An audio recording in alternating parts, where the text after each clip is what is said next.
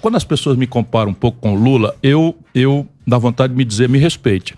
Sabe? O Lula perdeu o pulso faz tempo. Essa esquerda que o Lula e o PT representam vão levar uma surra grande, e é agora. O Lula foi parar na cadeia, a Dilma foi caçada, o Michel Temer foi parar na cadeia. Cada dia mais o Ciro Gomes vai se afastando do PT e à medida que ele vai se afastando, ele vai metendo pau, ele vai desertando, ele quer ficar mais longe do Lula. Ele já disse que o Lula era um encantador de serpente, ele disse que não gosta quando as pessoas comparam ele com o Lula, ou seja, cada dia mais ele quer estar longe e afastado do governo do PT, dessa esquerda, que ele faz até uma divisão e ele se separa, ele é de esquerda, mas ele faz uma divisão que a esquerda dele é diferente da do Lula. Então eu vou deixar esse vídeo aqui para vocês conferir e vocês vão ver tudo o que ele fala do governo e ele vai desmascarar algumas coisas que estão ocultas e escondidas que o governo nunca revelou e eu também nunca vi nenhum jornalista falando isso que ele vai falar nesse vídeo. Então quero deixar esse vídeo aqui completo para vocês, as melhores cenas, as melhores partes das entrevistas que o Ciro Gomes deu. Fique por dentro desse vídeo, deixa aquele like, se inscreva no canal, curte, comente, compartilha e vamos lá para o conteúdo. O preço da gasolina é o governo, sócio controlador da monopolista Petrobras. Então por que o preço da gasolina não está baixo? Aqui não está R$1. Se você deixar, eu explico. Tá. Eu sou advogado e professor de direito, não é que isso... Não, mas eu leio também. Governador, eu leio também. Mas a lei Petrobras é um monopólio, Eduardo Orneg, tanto na legislação quanto na prática internacional esmagadora, todo monopólio, o preço tem que ser administrado pelo governo. É uma informação básica, todo mundo. E no mundo do petróleo é assim, gostemos ou não. 80% do petróleo do mundo é controlado por estatais e os 20% remanescentes por um oligopólio de 7 irmãs, as famosas 7 irmãs. O que eu posso prometer é que a negociação será à luz do dia e não envolverá ladroeira. No meu governo eu não roubo e não deixo roubar. Agora vamos lá, o presidente desenha tem que separar duas agendas. Uma, a agenda do dia a dia do governo. Eu começo audaciosamente abrindo mão da minha reeleição em troca da reforma do país. Por quê? Porque não se confessa, mas no dia a dia, boa parte do antagonismo do presidente da República e da rendição do presidente da República, essa bandalheira, essa roubalheira, essa clientelismo, etc., é medo de CPI e conchavo para a reeleição. Primeiro, quem o senhor enxerga hoje como possível herdeiro de Jair Bolsonaro? É Tarcísio de Freitas? Pode ser Michele? Quem é perigoso para o Brasil é a Michele. Perigosíssimo para o Brasil, porque domina a lambança. Domina a lambança. O que é dominar a lambança? Como é que ela é uma demagoga arrematada, assim. Vai em cima, olha, não tem essa história aí de Estado laico, não, nós temos que avançar com a religião tem que dominar a política e tal. Essa confusão maior de religião e política. Não é só isso não, Aí a dona Janja do Lula pega e diz, roubaram os móveis do palácio, aí de repente os móveis aparecem, pode fazer isso não. Agora como isso não. Aí no 7 de setembro, a dona Janja vai de vermelho fazendo L no carro oficial. Tá errado. Mas hoje o Lula é o candidato mais forte para a reeleição em 2026, quer dizer, a esquerda... Olha, o Lula só sai do poder morto. O Lula perdeu o pulso faz tempo. Quando ele assina a carta aos brasileiros, ele abre mão de qualquer, mesmo empírica, de qualquer formulação, de qualquer mudança mais profunda. E acredita que vai dourar a pílula da perversão econômica brasileira, da nossa tragédia social, da nossa tragédia nacional como um país decadente, sob o ponto de vista, vamos dizer, dos padrões de superação da nossa deseducação, dos padrões nosso padrão de saúde, dos padrões do nosso comportamento tecnológico, na nossa maturidade tecnológica. Tudo isso o Brasil está em decadência franca. O problema do Brasil é a generalização e a transformação da corrupção numa ferramenta central do modelo de governança política do país. E isso é garantido pela impunidade. Então você diria, com a minha vivência de 42 anos, a corrupção no Brasil só aumentou. Só aumentou. Então agora a rivalidade trágica, eu não gostaria de entrar nesse campeonato como juiz, sabe? Eu não quero ser melhor do que ninguém, apenas eu me comporto. A corrupção no governo do PT foi, como eu lhe disse, transformada numa ferramenta central do modelo de governança. Eu vi isso por dentro, eu era ministro do Lula, percebe? Eu fui chamado, tendo sido candidato contra ele, fui chamado para ajudar e como eu fiz lá atrás, ajudei a fazer o Plano Real. Eu quero ajudar o Brasil e depois que eu vi que eles se corromperam, eu me afastei. E não me afastei em segredo, eu denunciei, fui processado pelo Michel Temer, fui processado pelo Eduardo Cunha, sabe? Denunciando essas coisas. Eunício Oliveira me fez 60 processos, todos por dano moral, porque eu denuncio. O Lula deu R$1 bilhão de contratos sem licitação na Petrobras por Eunício Oliveira. Com quem que o Lula está hoje? com o Eunício Oliveira. Percebe? Nós vimos chocados, especialmente imagina na cabeça de um jovem, sabe, pobre, com vontade de consumir o tablet, o celular, o smartphone e não ter dinheiro, o pai e a mãe faltando comida em casa, liga a Jovem Pan e aí vê aquela mala de dinheiro, 51 milhões, te lembra? Né? A fotografia do Gedel e tal, com aquelas fotografias, isso destrói a confiança da população na linguagem da democracia, que é a política. Sabe com quem o Lula está agarrado hoje? Com o Gedel Vieira Lima.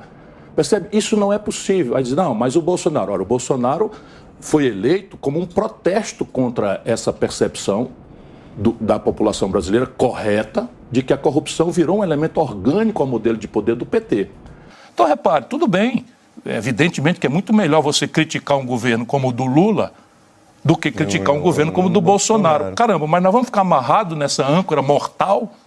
Para mim, não. Ao invés de eu comparar as coisas com o passado, eu comparo com a promessa que foi feita e está muito longe de ser atendida, e comparo também com as condições objetivas de fazer diferente. E eu sei que podia ser. Agora, o ministro Haddad, ele diz, olha, tem que ter uma certa ordem, nós estamos taxando os grandes proprietários, o grande dinheiro, vamos tentar não estourar o orçamento. Isso você não acha um caminho razoável? Acho, só que é mentira. Por quê? Por quê? Porque o Haddad não propôs uma única providência, uma sequer, que de fato taxe os mais ricos no Brasil.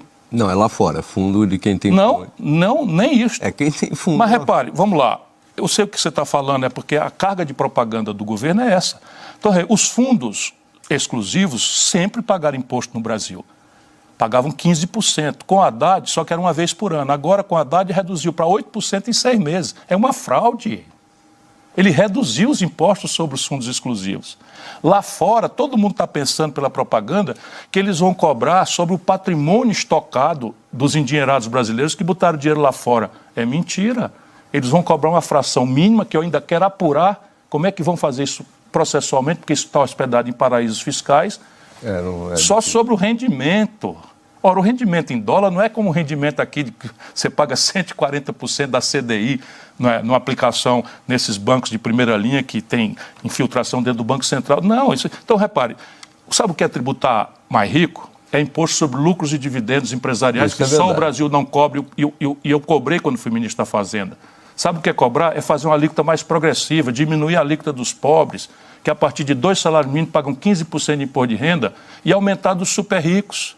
É criar um tributo com alíquota fração mínima sobre os grandes patrimônios acima de 20 milhões de reais nas pessoas físicas, que arrecada 70, 80 bilhões de reais. Isto é tributar. Entre 1995, data do Plano Real que eu ajudei a fazer, e hoje, a China, na data já com quase 1 bilhão de habitantes, 890 milhões de habitantes, tinha um PIB menor do que o Brasil.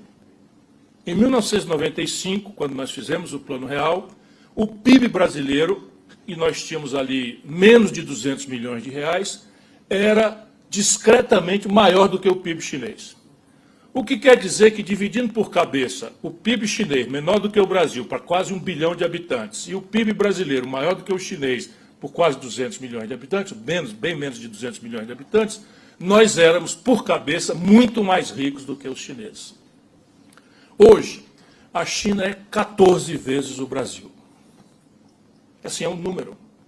Nós podemos perfeitamente aceitar o número, relativizar o número, adorar o número, odiar o número, protestar contra o número, mas é um número.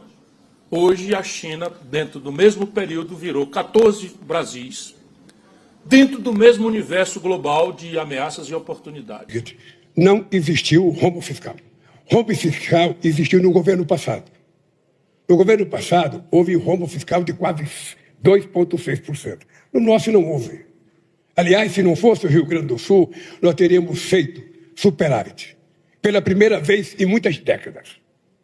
É importante lembrar, eu gosto de falar sempre isso, que eu já fui presidente da República. Eu cheguei a fazer superávit de 4,25. Uma demonstração de seriedade. Agora, o que eu não posso é levar o povo mais humilde a um sacrifício para contemplar os interesses de menos gente. Não vou fazer, e o povo sabe que a estabilidade fiscal é um benefício para ele. Porque se eu não fizer estabilidade fiscal, quando eu for cortar, quem vai cortar o Congresso Nacional é do povo pobre.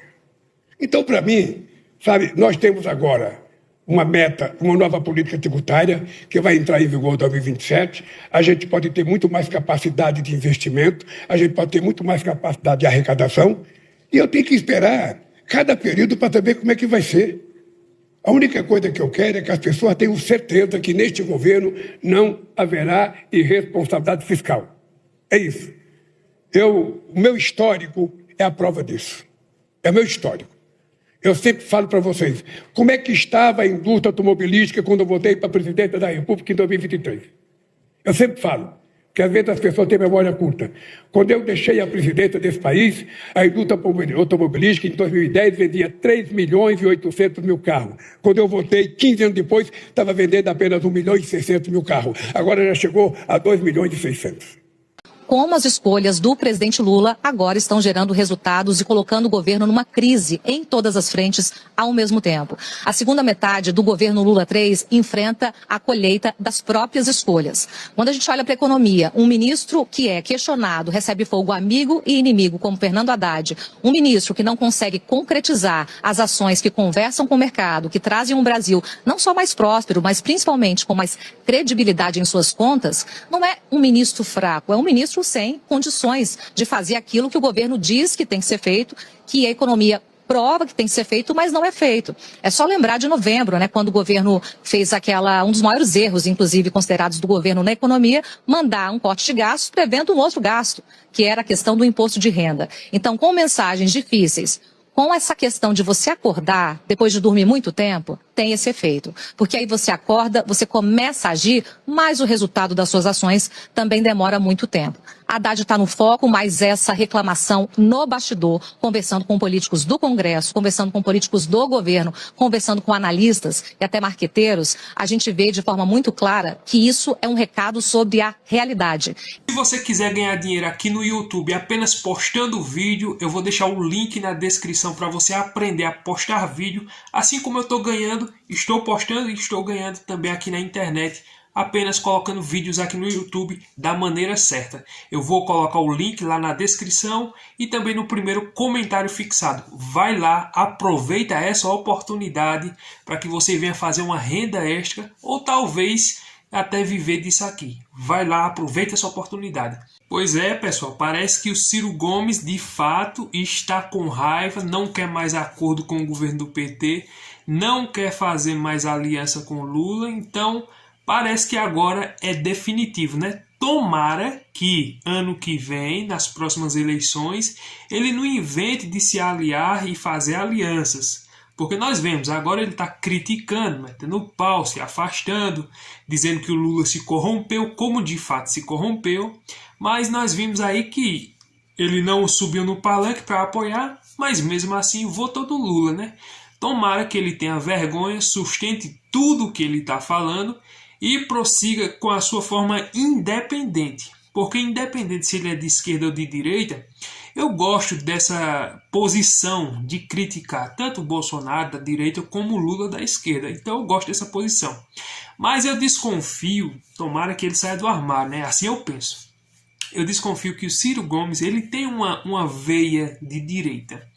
Eu acho que ele só não quer se revelar, né? Se o Ciro Gomes fosse uma pessoa de direita, com certeza, se ele saísse candidato nas próximas eleições, eu desconfio que ele pudesse ganhar. Sinceramente, eu desconfio que o Ciro Gomes pudesse ir para um segundo turno e talvez ganhar. Se fosse, pelo menos de centro-direita. Mas, como ele é totalmente de esquerda, eu acho impossível. Ele tentou se eleger 4 vezes para presidente, nunca conseguiu. O Lula nunca deixou, claro, ele crescer. A maior raiva do Ciro Gomes foi essa, foi porque o Lula nunca deixou ele crescer, não deu oportunidade para ele avançar. Por isso que ele tem essa indignação e desce a lenha sempre no governo do PT. E eu vou ser sincero, eu gosto muito, eu gosto de ver mesmo ele metendo a lenha e descendo o pau no Lula.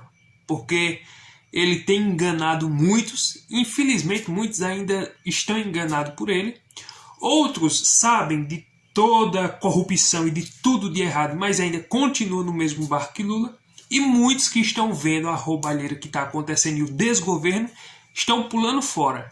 Então, nós, graças a Deus, que já estamos alertados, já abrimos nossos olhos com relação ao governo Lula e o PT, nós já pulamos fora e sabemos que não queremos ele na próxima reeleição. Tomara que ele não ganhe a próxima eleição e nós se livre dessa esquerda, dessa corrupção que eles vêm promovendo todos esses anos. Eu acho interessante o dado que o Ciro Gomes trouxe, que lá na década de 90 a China era menor do que o Brasil com relação ao PIB, com relação à riqueza. Hoje a China é 16 vezes mais rica do que o Brasil com relação ao PIB, à riqueza. É inacreditável, né? É claro que lá não tem nada de democracia, mas para você ver a diferença, né? O Brasil tão rico e questão de 30 anos nós estamos mais pobres se a gente fizer essa comparação do que a China. É triste, é lamentável, mas isso é o resultado desses governos de esquerda que infelizmente têm tomado conta do governo aqui no Brasil. Então, se você gostou desse vídeo, deixa aquele like, curte, comente, se inscreva e até o próximo vídeo, se Deus permitir.